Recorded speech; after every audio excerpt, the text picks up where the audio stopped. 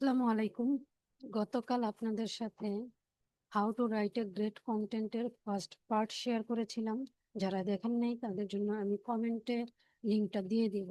আজকে আপনাদের সাথে আরেকটা প্রসেস বা প্রম্পট শেয়ার করছি, পার্ট 2, কিভাবে আপনারা গ্রেট কন্টেন্ট লিখবেন পার্সোনাল ব্র্যান্ডিং এর জন্য। তো গতকাল যে 3টে স্টেপ ছিল, আজকেও 3টে স্টেপ। একটা ভাইরাল কন্টেন্ট আপনি খুঁজে বের করবেন, চ্যাট জিপিটিতে সেটা ফিট করবেন এবং একটা প্রম্পট ব্যবহার করবেন। প্রম্পটটা আজকে একটা ফটো ইউজ করবো আমি ইনশাল্লাহ। তো আমি আপনাদেরকে নিয়ে যাব, আমি এখান থেকে কপি করে নিচ্ছি প্রম্পটটা আপনাদের সামনে। ওকে, চ্যাট জিপিটিতে গেলাম, আমি এই ফরম্যাটটা ফটোটা কালেক্ট করে রাখছি, ভাইরাল কন্টেন্ট ফটো এটা। ওকে, following the photo format, write a post for me on this. What people think your niche topic. আচ্ছা, আজকে আমি পার্সোনাল ব্র্যান্ডিং এর উপরে কথা বলবো, যেটা আমার নিশ অ্যাকচুয়ালি। আপনাদের নিশ নিয়ে আমি অনেক কথা বলছি, তো আমার নিশ নিয়ে আমি একটু কাজ করি। What people think personal branding is versus what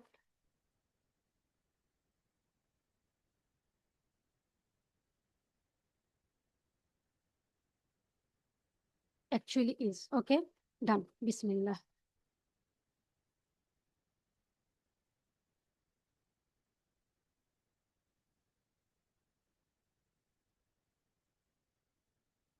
Okay, দেখেন। Okay, everyone else by posting aesthetic photos, catchy quotes, speaking at events, fancy job titles, motivation, অনেক কিছু দিয়েছে।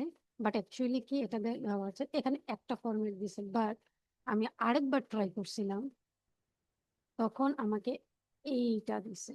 What people think personal branding is posting selfish with quotes, personal branding builders. আমি এই দুইটাই আপনাদেরকে comment সেকশনে দিয়ে দিব ইনশাল্লাহ। ওকে, আল্লাহ হাফেজ, দেখা হবে পরবর্তী কোনো একটা ভিডিওতে। টিল দেন, আল্লাহ হাফেজ।